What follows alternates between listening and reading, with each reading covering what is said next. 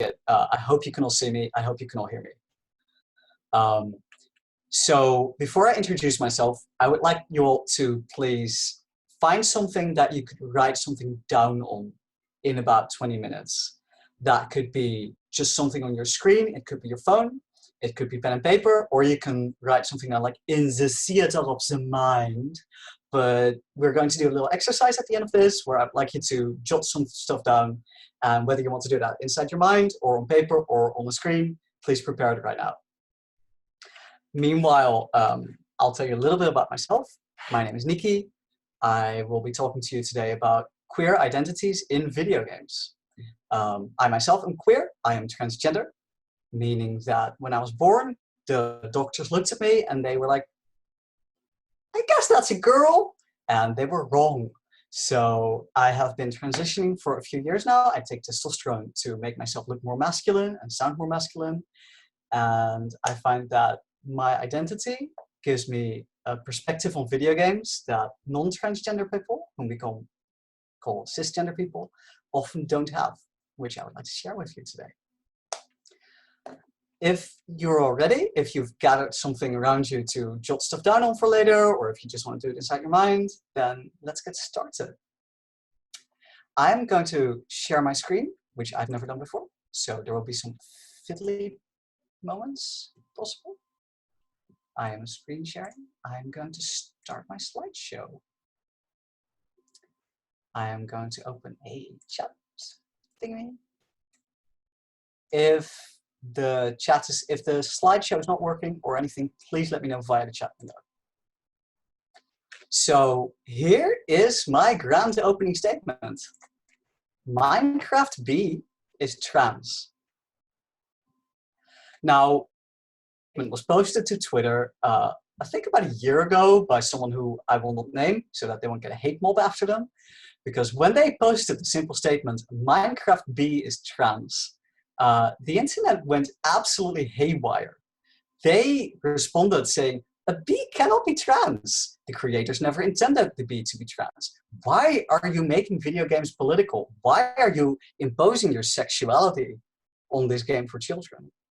Now, these are comments that trans people get a lot of the time when they want things in fact to reflect who they are, and also to respect who they are, but to reflect who we are on the inside. And I feel that a lot of this conversation stems from misunderstandings between different groups. When an author intends a character to be transgender, then that is a very clear reading. The author has encoded the character asexual, intersex.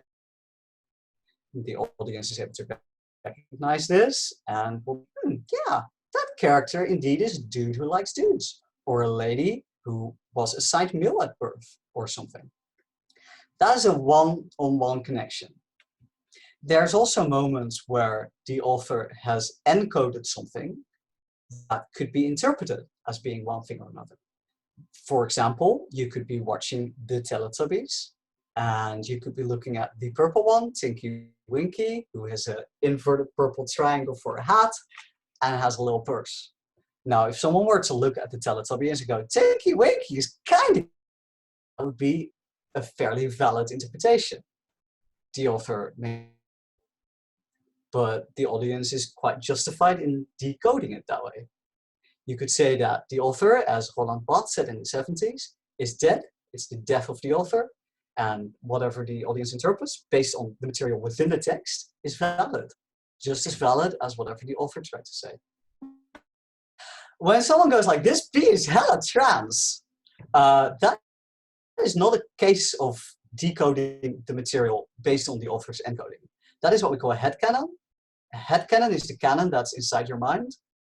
And the canonicity of these things is completely separate from what's within the fiction. It just means that we are so damn tired of not seeing ourselves reflected in fiction that we just grab the nearest bee and we go like, okay, that's our representation. That's the thing that we're going to latch onto, because fuck everyone who refuses to include us in the games.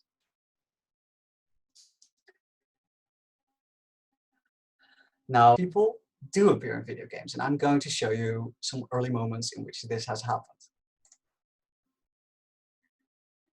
I think most of you are familiar with this game. It's a whole series of games, Metroid, and the leftmost. Samus is shown throughout the game, and if you're a teenager in 1986, having this game in front of you for the first time, reading the manual, you will be informed that Samus is a man. You will read, he is the greatest of all the space hunters. He is a cyborg. His entire body has been surgically strengthened. His true form is shrouded in mystery. This alone would be sufficient for transgender reading for people who experience transgender feelings. Being surgically strengthened, body altered in some fashion, is already a very queer. Being shrouded in mystery is relatable if your true form is something else than what life saddled you with. But the game goes above and beyond just those things. The game presents you as this space-suited helmeted figure that you control. You are controlling Samus' actions, you are making Samus jump, you are making Samus shoot baddies. Depending on how you play the game, depending on how immersive you choose to be, you get rewarded with different endings in this game. In one ending, Samus-haired figure with a red mouth, which could be interpreted as a lady. This in itself is also a very trans moment, because you who control this figure, you who identify with this avatar, are revealed to be not a man, but an ambiguously androgynous. If you immerse yourself further into the game, if you complete more of the game's goals that it sets you, you are revealed to be increasing levels of naked within the ending. And you are shown to be a static figure, no longer controllable, no longer the avatar, but something to be ogled, something that is stripped to naked skin and a bikini, if you work hard enough for it. And the figure that you've been controlling throughout the game becomes something to look at, becomes womanly in the sense of being on display. This is thoroughly transgender. And it is not just trans in the sense of a man or someone presented as a man turning into a woman. It is also relatable for transgender men, meaning men who are assigned female at birth. By assuming your body to be masculine, the body that you control to be masculine, and finding yourself during puberty developing into a female form that is completely, wholly unexpected to you. Any trans kid could recognize themselves probably in these games to some extent, but then one of the designers had to go and say, she is actually not a woman, she is a new half. Now, I don't speak Japanese. I don't expect most of you to speak Japanese, so I'm going to tell you a little bit more about this term. New half in Japanese means a fictional idea of a transgender person who has feminine features and a penis. This person could have any assigned sex at birth. It is a fetishy notion that is apparent in this game as being related to the player character, which is huge, because that goes above and beyond what most games created in the West, created in America or Europe, are even allowed to say. So in that sense, when people, the same people who might say Minecraft B is trans, when they say Samus Aran is trans, they are so wholly correct and they are right to claim her. Now, the next character I'm going to show you is a very manly man, but I feel he merits talking about in this context. Oh, I'm sorry, that's not this one yet. I'm first going to talk about a few more characters. Apologies. I want to talk a little bit about Ostro over there. Ostro appears in Super Mario, specifically originating in Super Mario Bros. 3. And Ostro's description in the English language manual states, he thinks he is a girl and he spits eggs from his mouth. He would rather be called Birdetta. Now you look at this and you look at a very pink, very hair-bowed figure who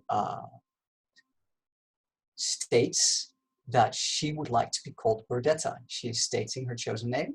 She is saying the other name is my dead name, basically. And she is saying, I'm girl. Now, this is an extremely non-transgender, a very cisgender way of talking about trans people. And this is exactly the kind of thing that we get told all the time. When we say, I'm a she, I'm a girl, I'm a he, I'm a boy, we get called the things that we were assigned at birth. When we say this is our new name, we get called our old name. So the manual is stating this character is transgender in the clearest terms possible, aside from actually using the word transgender, and makes an effort to not respect that. But this is still the representation that we got throughout the years. This is the kind of thing that was there for us to latch onto because there was barely anything else. Now, quite a few years later, 16 years later, you get Vivian in Paper Mario, the Thousand-Year Door, who is described within the game in the Japanese language in very similar terms. The description in-game states, Vivian appears to be a girl, but is really a boy. That is another one of those phrases, really a boy, really your assigned gender, which we as transgender people get told all the time. This is as clearly stated as possible, a transgender girl, in no way really a boy. And this was very heavily censored in the English language version, but is apparent in the Japanese version, which is again a difference in values. Now, neither of these are player characters, but they are very explicit transgender representation within video games, which I think is quite cool. So I mentioned earlier, I'm going to show you a very manly man, and I'm going to explain to you why I think he's wonderful representation for queer people. I think most of you know this gentleman. His name is Cloud. I would like to be on record right now stating Cloud Strife is trans. And I don't mean in the sense that Cloud Strife is secretly a lady walking around in a male body, because we know that's not the case. Like, the dress is cute, but he's reluctant, he's uncomfortable. This is just something he does to get the job done. Cloud Strife is trans on a deeper symbolic level that has not been encoded by the creators, but it has often been decoded by the community. Cloud Strife, spoilers for a game that came out about 20 years ago, Cloud Strife is not who he thinks he is. He is walking around pretending to be a manly man soldier, but the manly man soldier personality is actually taken from his friend Zach Fair. Cloud, in a moment of despair, in a moment of panic, took on the personality, the past, the memories of Zach as Zach was dying. So the character that you, the player, control throughout the story is Zach, essentially, in Cloud's body, which is a thoroughly transy narrative. Cloud himself doesn't find out about this until like halfway through the game, which is the same time the player finds out about it, and it sends him into complete panic. Because the separation isn't neat either.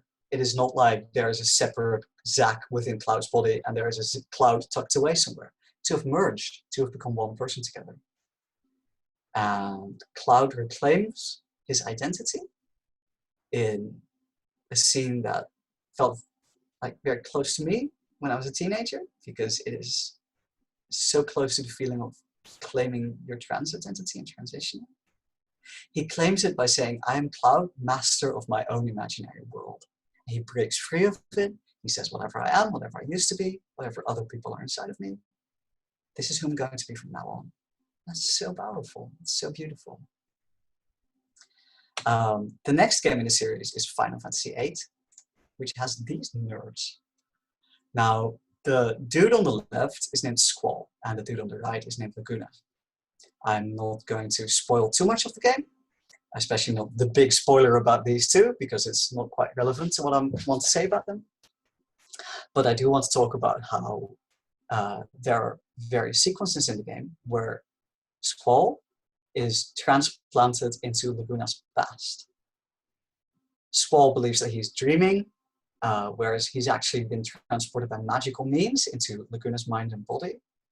And he experiences Laguna's feelings, thoughts, dreams, hopes, while being stuck in that man's body. Unable to control it, unable to move it, he's a passenger along for the ride. I'm going to show you what that looks like in-game.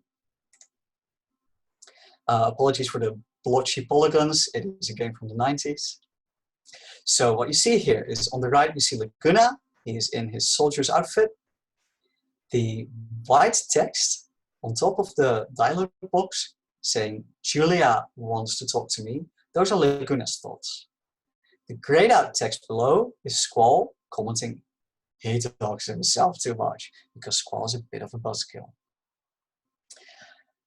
I really love this sequence. I love the notion of the player avatar, the character that you control, being made helpless by being transplanted into another character's past, another character's body. And it is the past thing that makes it extra poignant, because you cannot change the past. You're stuck there if you think about it, if you're for any reason bound to it.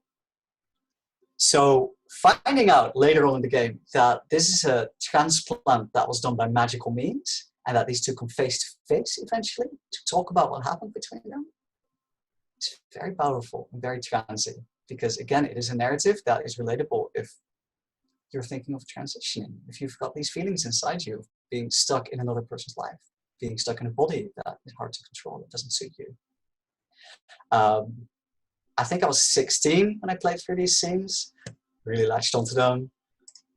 Sad to say that Squall himself wasn't quite so impressed, but what you gonna do? These two that I've just mentioned in Final Fantasy VII and Final Fantasy VIII are symbolic transgender narratives.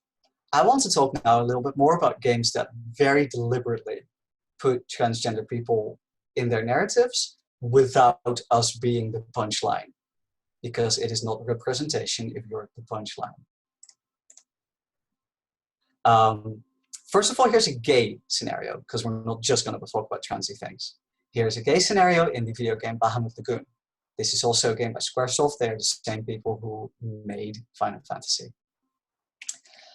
I'm going to talk you through these screenshots and what's going on there. This one screenshot, what's going on there.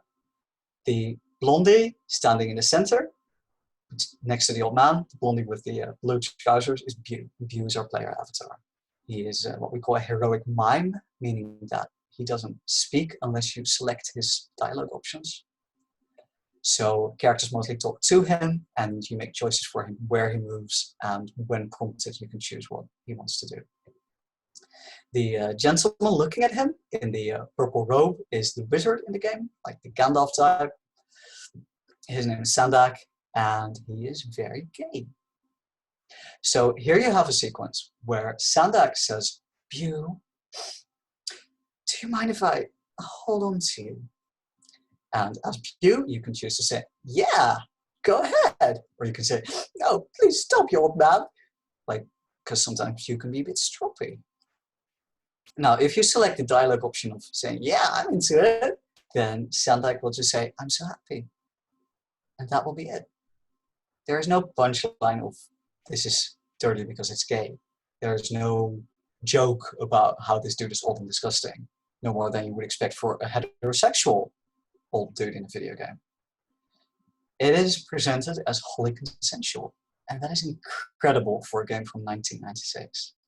Now, there is a plot in this game about, like, there's a princess and she might fancy you a little bit, but spoiler, they don't end up together no matter what you choose.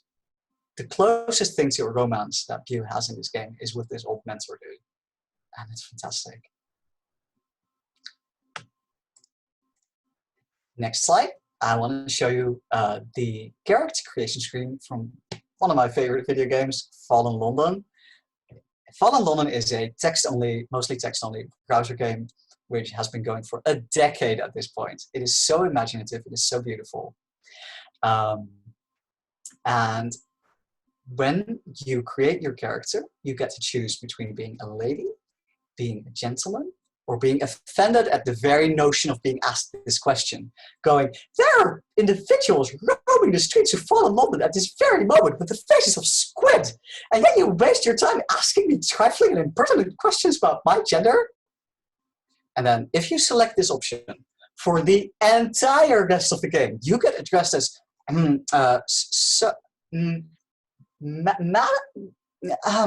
yes? Which is wonderful. Now, this option was considered representative by many non-binary people playing the game, but a few years ago, it was indicated to the creators that it was a bit much because sometimes you just want to be accepted instead of constantly questioned and doubted and considered some sort of curiosity. So the gender options were expanded to include things like citizen or your job title or whatever else you like. The sir, madam, yes option was removed from the game because it was considered discriminatory all of a sudden. Then it was reinstated when a lot of people said, oh, I like that one. So it came back very quickly after. The game has also made efforts to include many more non-binary characters, gay characters within storylines, and to generally create a whole lot of diverse options for the player character to be. This is The Sims. Now, The Sims is one of the most mainstream games of all time. Even people who've never touched another video game in their life will often be familiar with The Sims and will have tried it. In the 2016 patch for The Sims 4, you could choose what your Sims could do on a gender and sex level instead of just what they are, which takes a transgender narrative for your avatar to like, this is relevant for your doctor and for getting pregnant and for peeing and nothing else level, which a lot of transgender people are very comfortable with because they want to be stealth a lot of the time. They don't want to like be visible all the time. They just want to know for themselves how they can use the toilet, who they can get pregnant, or if they can get pregnant themselves, and that's it. This was hugely liberating for a lot of people. It is still very binary. There's no androgynous or intersex option, but there was an attempt, and the attempt was very welcome. And this is DreamDaddy. I love DreamDaddy. DreamDaddy is a dating sim, a gay dating sim, that was created by a bunch of people who were not gay. And when they released the beta, they got feedback from the community asking, what can we do to be a bit more inclusive? The community said, how about an option to make your character bisexual and an option to make your character transgender? So they did. In the character creation screen that I'm currently showing you, you can choose to have your character wear a binder instead of a tank top. The top row shows tank tops.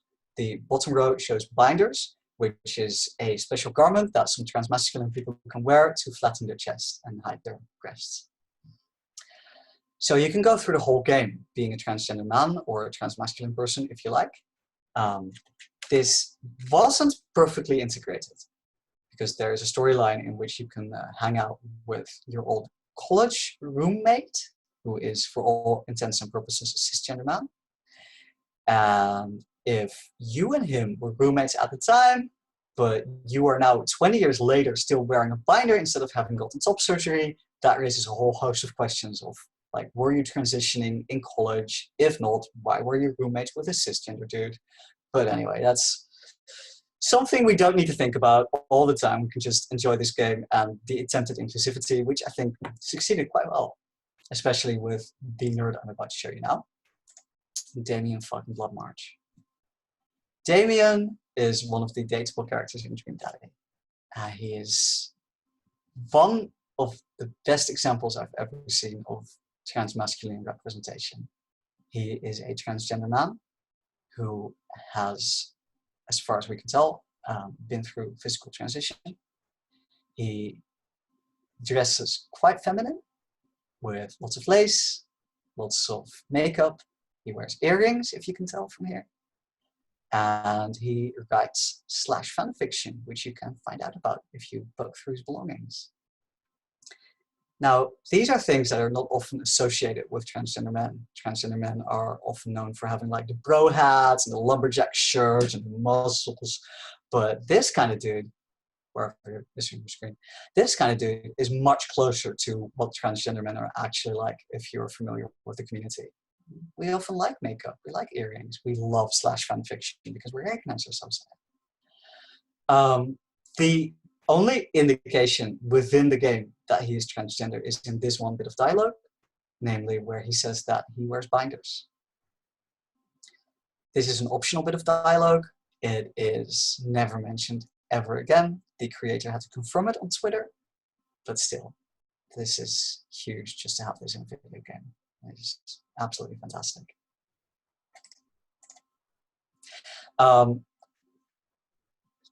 Recently, some games during character creation have allowed you to have your avatar more malleable. For example, in Pokemon Go, it doesn't ask you to choose a gender. It doesn't ask you to choose a sex. It asks you to choose your style, which was very welcomed by the transgender community. One of the leaders, the team leader, Blanche, is also intentionally androgynous, and the creator has stated that they can be interpreted as male, female, or androgynous, depending on what the gamer wants to see. Similarly, in Animal Crossing, you can choose a hairstyle and a clothing style which does not necessarily reflect any gender. You can just be whoever you want to be. And you can switch between styles, and in Pokemon Go, between the gender things, as often as you like, as freely as you like, which is beautiful. Now, here are some games that have been created by actual trans people. The earliest one that I have included is called Dysphoria, and it is a journey through how hard it can be to be trans in a non-transgender society. The obstacles that we often face when it comes to finding social support and medical help are represented in the game as actual video game obstacles. Things you have to dodge, things you have to jump over and find your path through, things you have to fight, which I found very relatable playing this game a few years back, even before I realized I was transgender.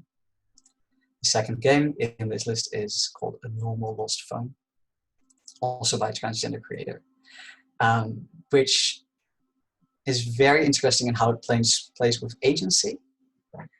Because instead of playing the character that you are seeing, you are playing someone who found her phone.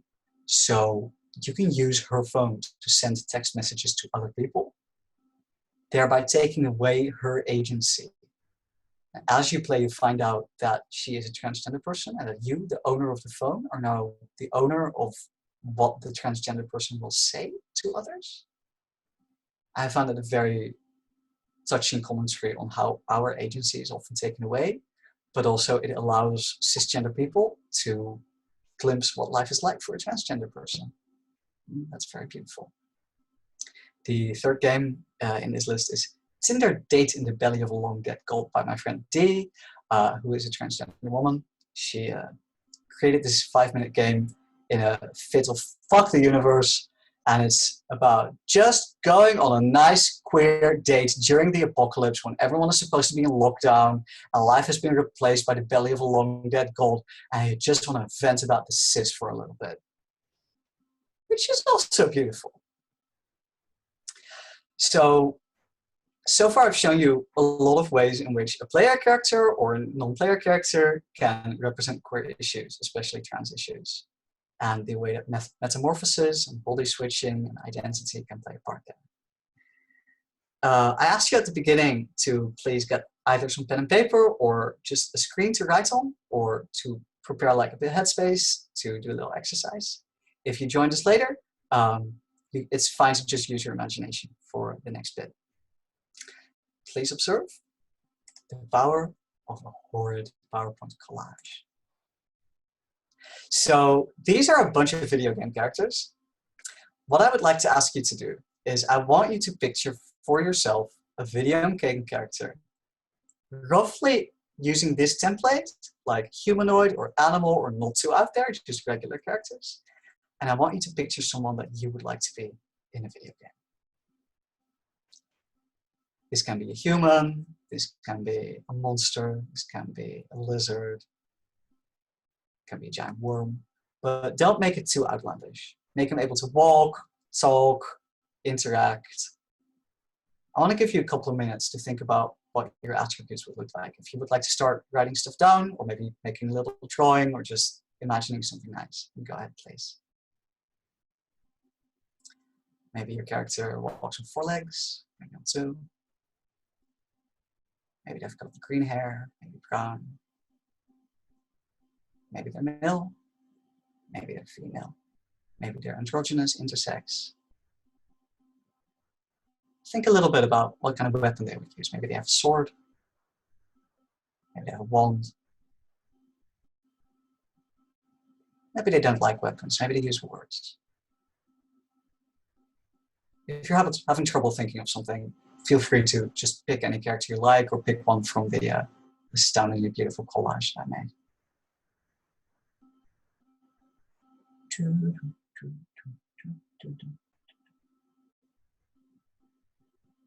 Now, I want you to picture this character, even if they're still developing, even if you're still trying to figure out where you're going with this. I want you to picture this character on a quest.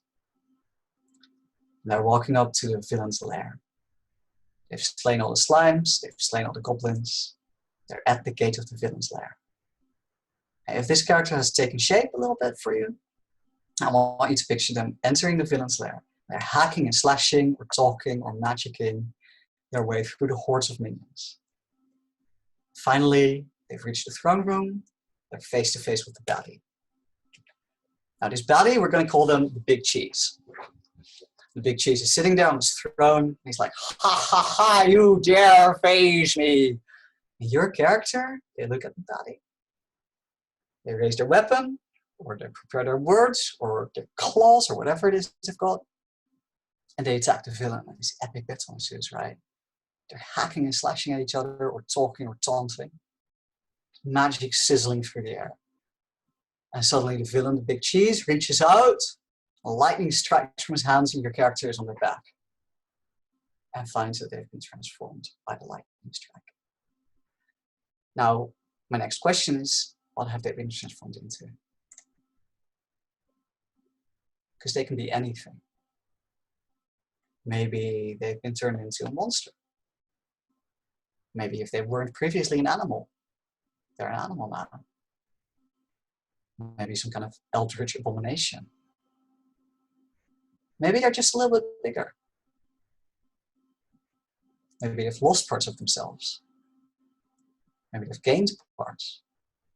If your character was previously a man, maybe they're now a woman, or vice versa. Maybe if your character was previously blonde and now brown hair, maybe they hate the transformation. Maybe they like it. But they're lying there helpless on the floor. And you're no longer in control of what they look like. And the villain, the Big Cheese, is still standing over your character going, ha ha ha, you really thought you could defeat me. Your character is lying there, and on that brink of hopelessness, there's a spark inside of them. And that spark is that they know who they are. They know exactly who they are. And they're slowly getting up a little bit, and they're thinking, I know what I want to look like. I know what I'm supposed to look like. I know what I am. They're getting like up on their knees and standing up. And they're gonna face the villain, they're gonna face the Big Cheese. And they're gonna tell them exactly what they are. And you're gonna say exactly who you are. To gain control over your character again. And that could be something like, I like myself. It could be something like, I should go to the gym more often. Or it could be, I'm a man. I'm a woman. I'm gay. I'm asexual. I don't like broccoli after all. Fucking hell, I've always hated tofu. Or it could be, I love my mom. It could be, I am the true wielder of this sword. Whatever it is, your character is going to stand there, facing the Big Cheese, and is going to say that line. And by saying that line, they will transform into anything they can be.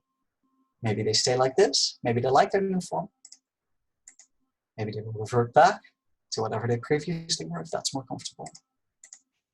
But whatever they are and whatever they will be,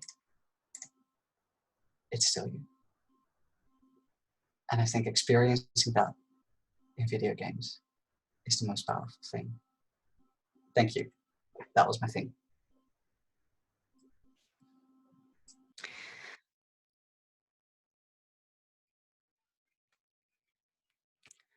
Okay, so I know that this conversation is being recorded, as you may have heard.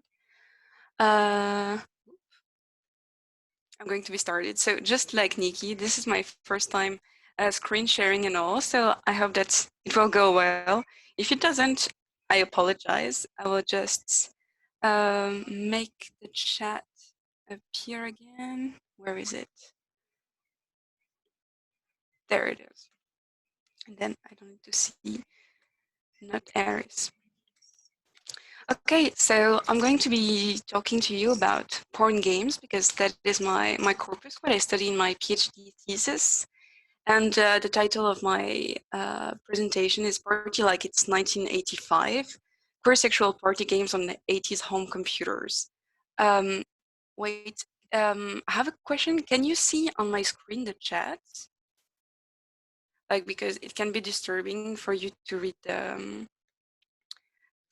the slides if there is a giant thing, because I know my slides, but you might not. If you can say in the chat. Okay, perfect. Thanks, Genesis. So Zoom is smart. This is a beautiful image. The GIF that is on the background, it's from a game that is called Not Safe for Wear from Pierre Corbinet. It's a game from 2018 in the style of older computer games. I chose to put this image because I like it very much. And the game will be linked at the end of the presentation in case you're very interested by that. But unfortunately, it will not be introduced in this presentation.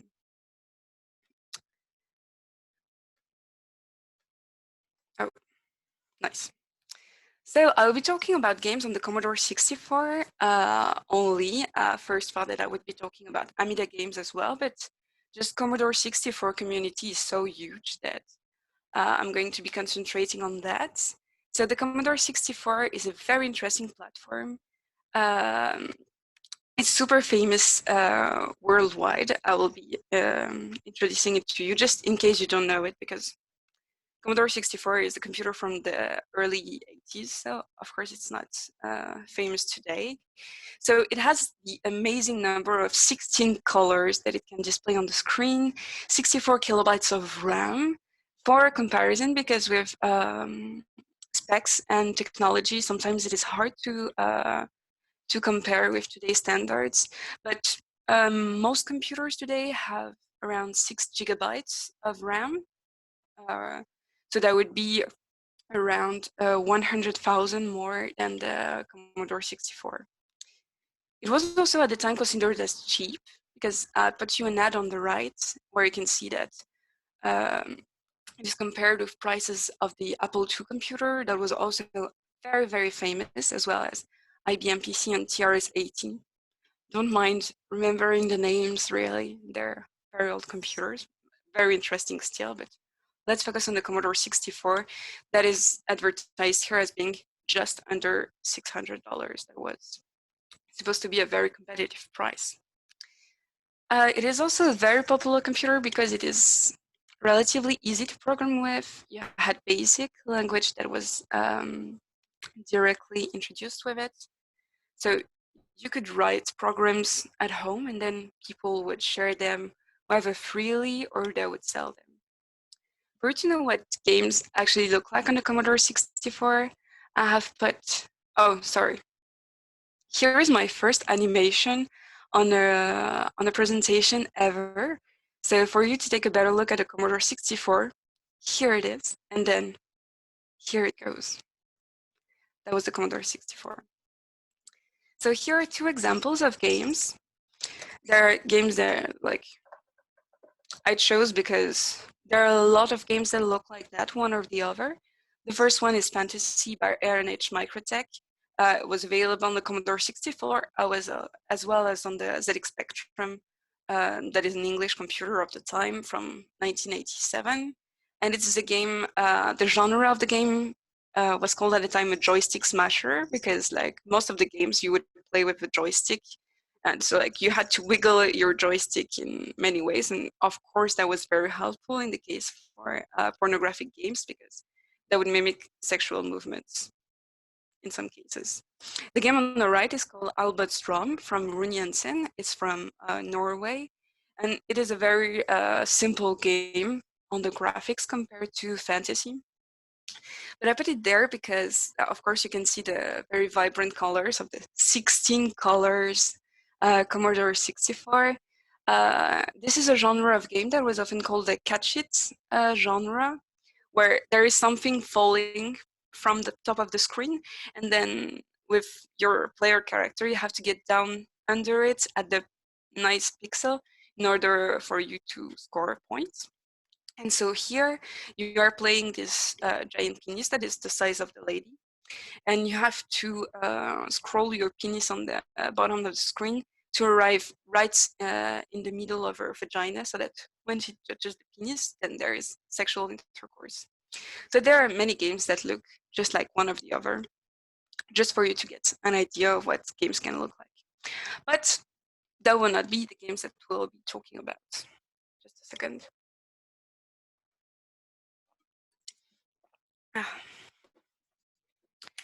So, what is it to study porn games on 80s hardware? They raise question of invisibility and legitimacy. It is important for me to introduce the several concerns and the several problematics that I have, because that will be very important in the analysis that will bring further of the games.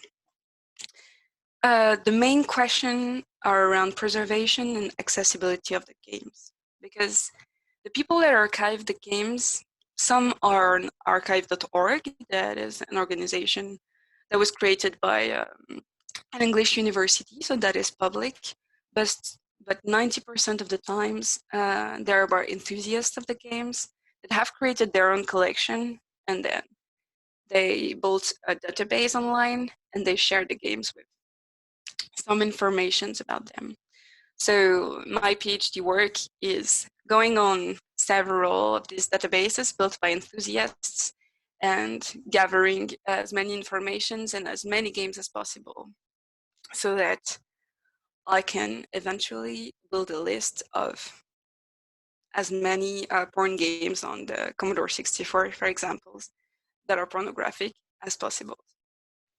So the fact that my main resource is from enthusiasts websites, so amateur websites, is a bit of something that is exceptional in academic research, because of course we prioritize sources that are well-funded.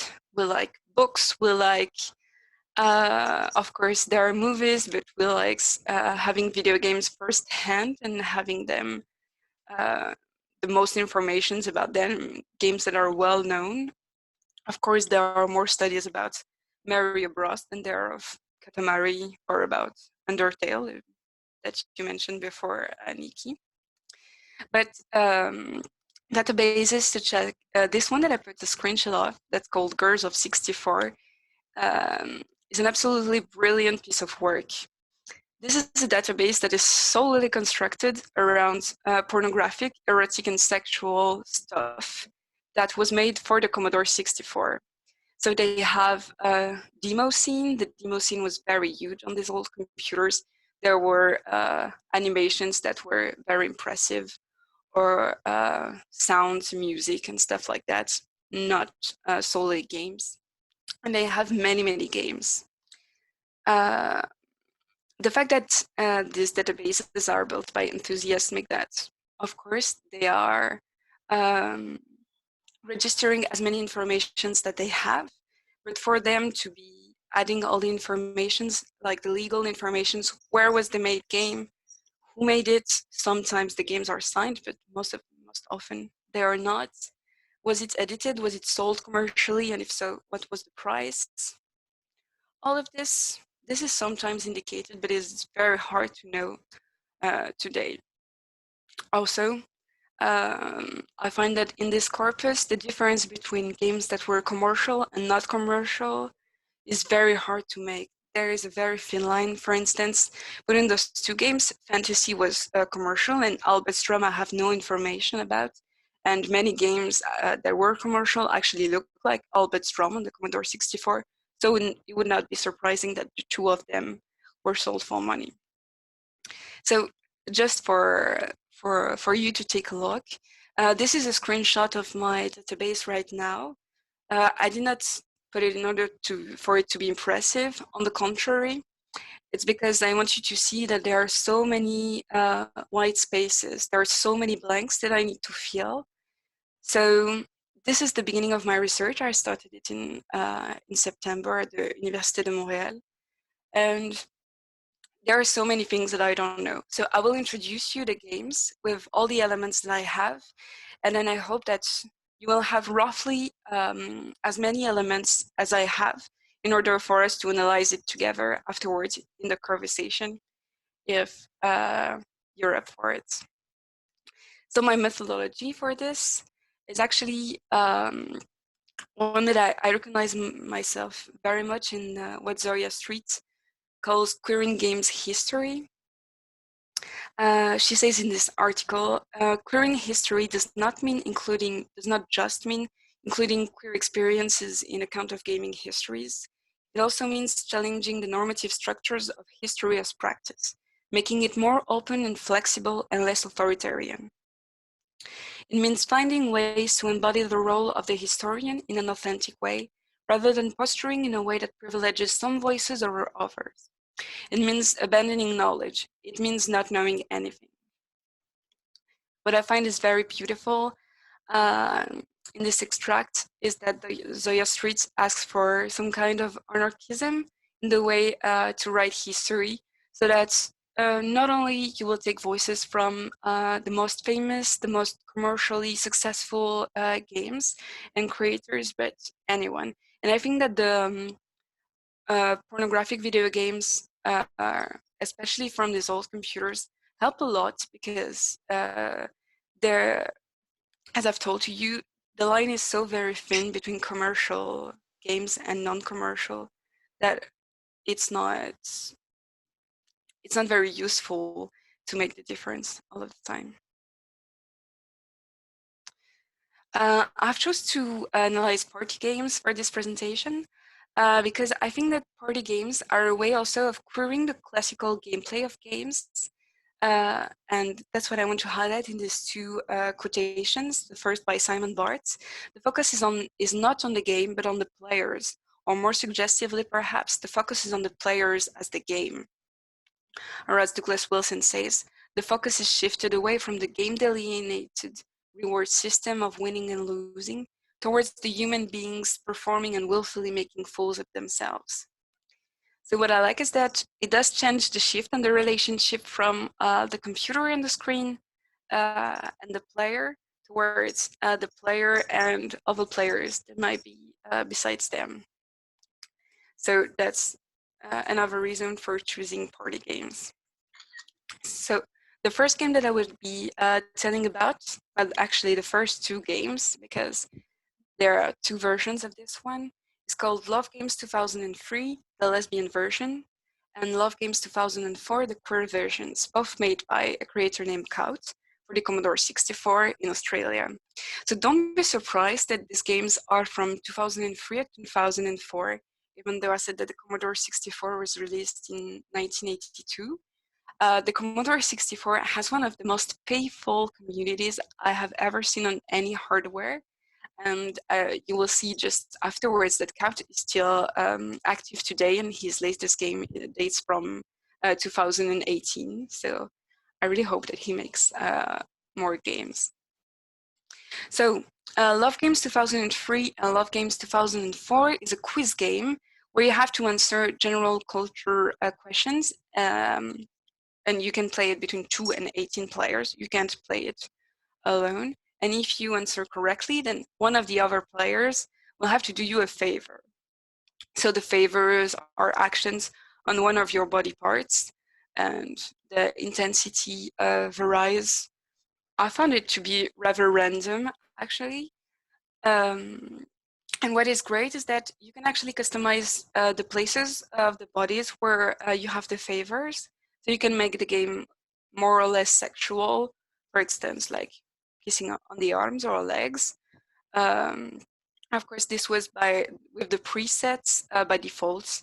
Then another player would have to tickle another player's vagina because this was the lesbian version, or the lesbian version, just like the title screen says. This is just a typo. I just found it funny.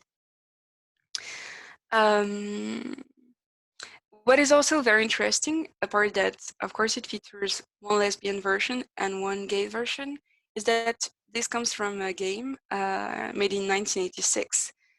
Video games have a long history of modifying contents found in previous video games, and queer communities have especially a long tradition of modifying content of video games that they love in order to make them more inclusive. And this is a perfect example of that, because Love Games, the game from 1986, was solely for heterosexual relationships and would actually ask you how many women there are and how many men there are. Whereas the version from Couch asks how many players, and of course there is lesbian and gay, so they're separated. Oh, also, just to make it clear, the game that is called the queer version is the gay version, so Couch used its queer and gay as interchangeable words, which would be interesting in terms of linguistic to analyze, but I don't have the formation for that. So I said that Couch was very implicated. He actually made a lot of games for the Commodore 64. He made more than 50, and only very few of them are erotic. And I really like this one that's called The Great Computer Sim Love Calculator. It is a game that's playable only for 2 people, and it calculates your compatibility, much like there are many machines, you know, where you can put your thumbs on stuff and then it calculates compatibility between 2 people. Here you just have to enter names of 2 people and then it produces a percentage. What I really like is that the game is very simple, but knowing that Couch is a queer game creator, the fact that you only have to enter a name, doesn't have to be your name, of course, the game is not going to check, then you can enter any name that you identify with and the name of someone else and have the compatibility. It is very simple, but I find that most often in these Computer 64 games, they are made very inclusive simply by not asking and not caring about players' names, players' genders, I apologize, or players' sexuality. Here, it does not absolutely matter whether one of the players is a man or a woman, maybe someone doesn't exist. It really has no importance. The following games is called Il Gioco della Botelia. Pardon my Italian accent, it's not the best. It was edited by Edizione Logica 2000 in 1986 for the Commodore 64.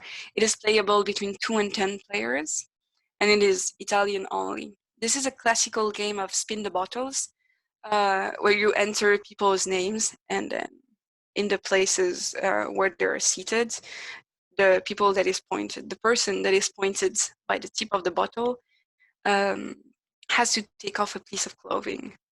The game is rated 14 years and older, which I found very interesting. But then again, I think it's because Italy has such a history of erotic and pornographic content.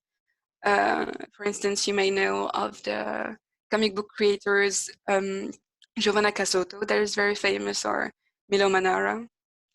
And this company, Edizione Logica 2000, was very prolific. They have more than 100 games for the Commodore 64, and they have 2 entire tapes of erotic games featuring each between 4 and 6 games, which I found very, very interesting. But once more, I featured this game in this list because of the fact that it doesn't care of players' gender, just ask for their names, whether or not they are real. Once again, doesn't matter at all, and then you can play. Then I want to introduce you with a great mystery that I fell upon, that I called it the Great and Complex Sex Quiz Mystery. Sex Quiz is a game that was created and commercialized by a company named Onslow Comtech for the Commodore 64 in 1983 in the USA. Onslow is the name of a region in the United States. I didn't know that. I learned it while researching this game. What I find very interesting is that there are 2 versions of this game. similar to couch, but not quite. One male and one female. So of course it stays binary. It is 1983. And the game is supposed to be played by one person, but surrounded by a group of people. And so the quiz is supposed to be, how do you say, exciting in itself, enticing? No, I think the quiz is supposed to light excitement, sexual excitement in the people that play it, and engender dialogue and conversation with the friends that the person plays with. So I want to play with you with the so-called feminine version of the game very quickly. Well, very quickly. It is a Commodore 64 game, so it will be very quick.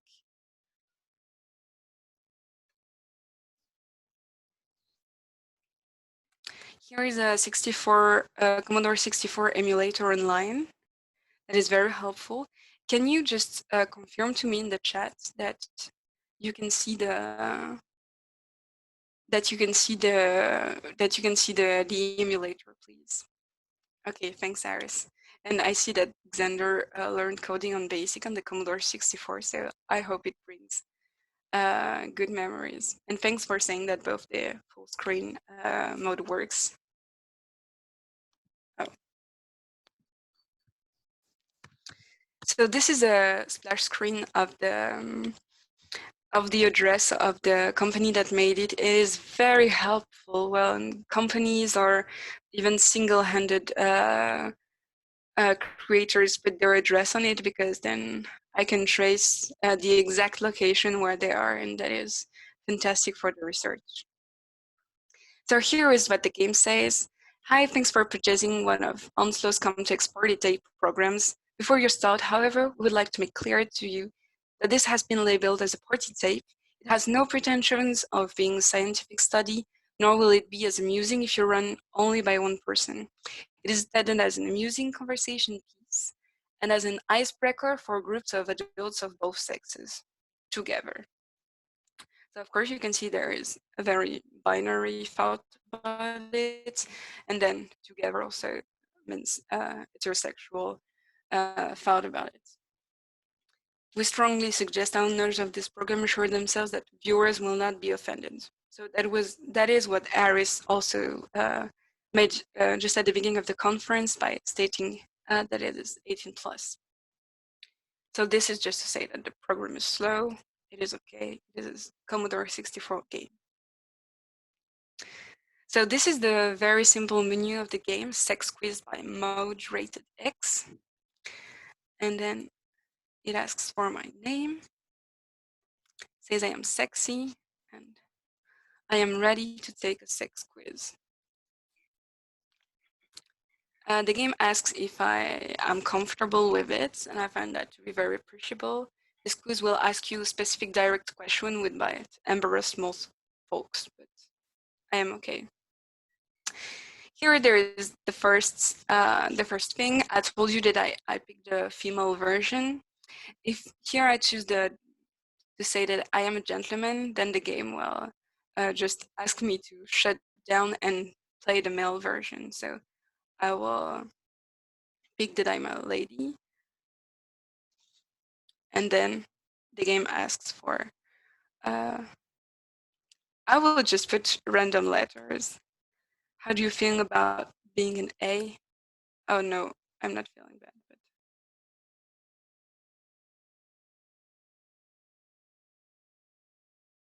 I would like to be B. I'm satisfied with my tummy.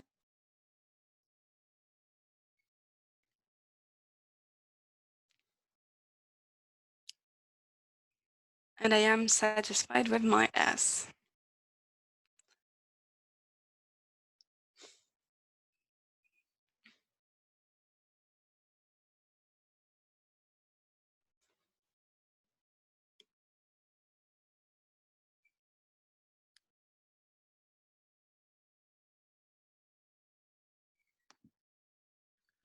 The game asks me if I'm, oh, there's a bug. If I am a crotch watcher, I hope that it will not be. No.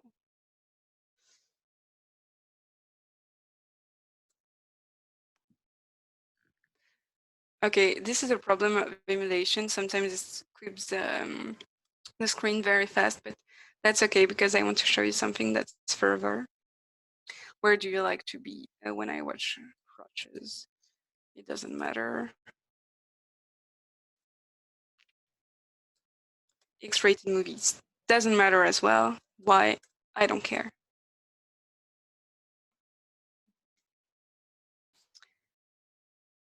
Do my panties get moist when I watch? Here, the game will be amused.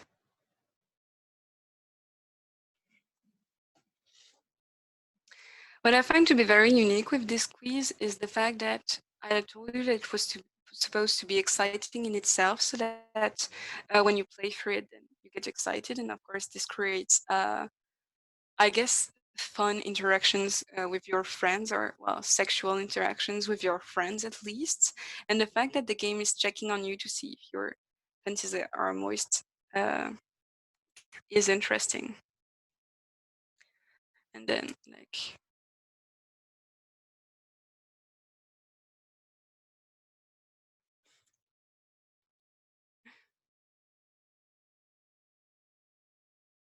do you have sexy dreams? I don't care.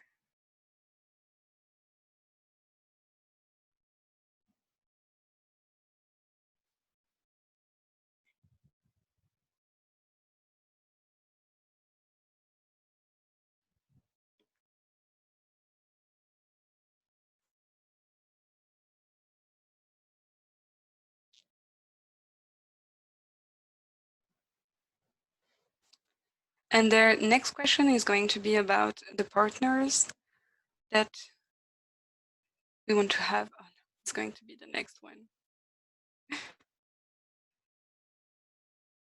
Yes.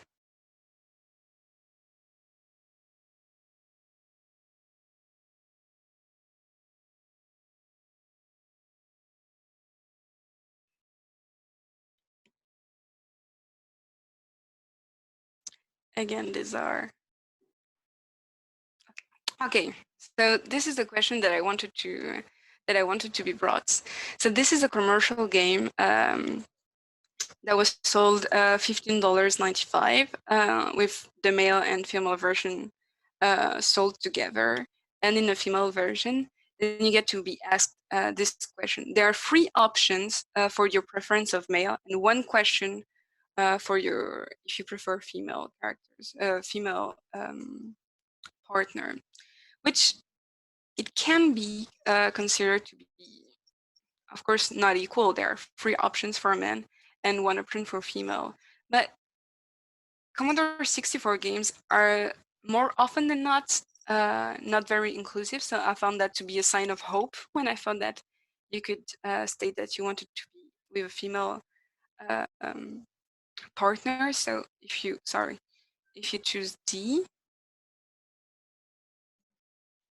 unfortunately, you're facing that the game asks if you are more interested in his money, brains, or cock. So here I was very disappointed because the game says his, even though I said that I wanted to be with a female.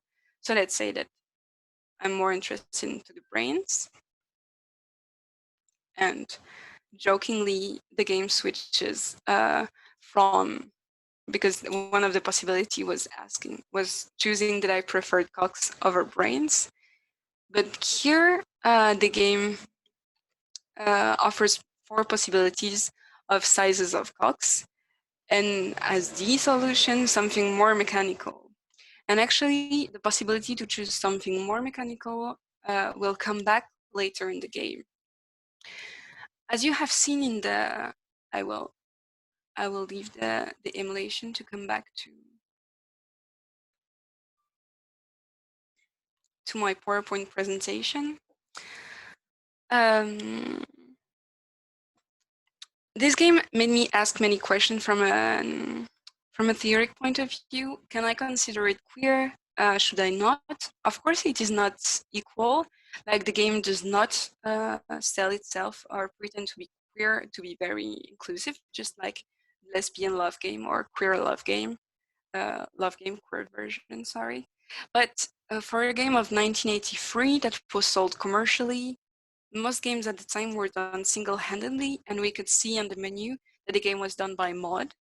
So possibly that this just one female designer wrote the game by herself. I found that there was this option with such a subtle way to create a space where players could discuss homosexuality within a group of friends.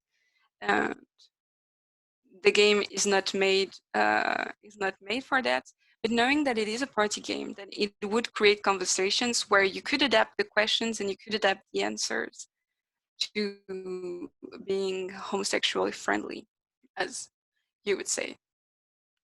There is, I'm not happy about that, but there is a problem with the male version. The male version of this game has been lost, so I can't introduce it to you. And the only version that is available, and that is often mistaken with it, is actually a hack of this game that was made by some dude named Trevor, because he signed the game. And it's actually very homophobic. So I was very shocked switching from the so-called female version that has such a smooth atmosphere, going to the male version that was very homophobic. It was very hard, but that is because the male version has been lost. So I apologize. Maybe during my research I will find it, but I have not yet. Maybe if one of you has backup of some old porn games on the Commodore 64, then you have this version, and I would be thankful. But as of today, I can't introduce it to you, and I'm sorry about that. So I think that all three of these games, and this is my conclusion, the game has risen the question of why indicating or why asking players their genders, why asking their sexuality, or why even representing them on the screen with characters. All computers such as the Commodore 64, they have such limited technologic power that it is very easy, and it is more easy to make textual games.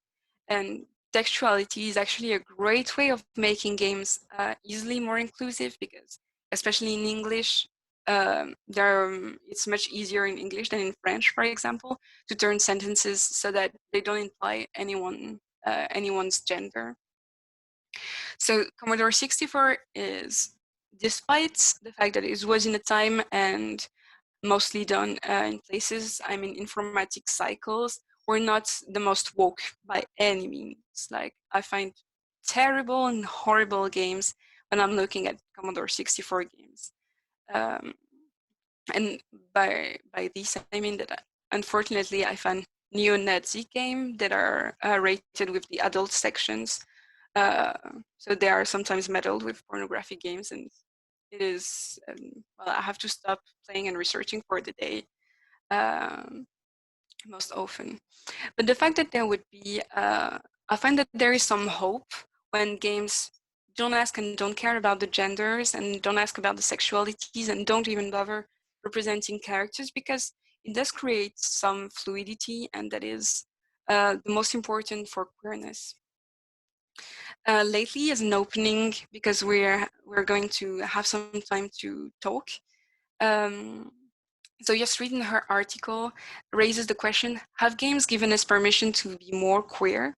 So I would be excluding myself of the us. I consider myself to be an ally to queers, but not myself. So have games given queer people permission to be more queer?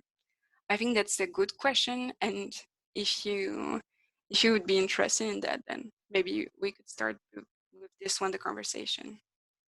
And this is my biblio and ludography, means the games that I mentioned are quoted here if you're interested, and I can share it. If you are not, that's fine. Thank you very much.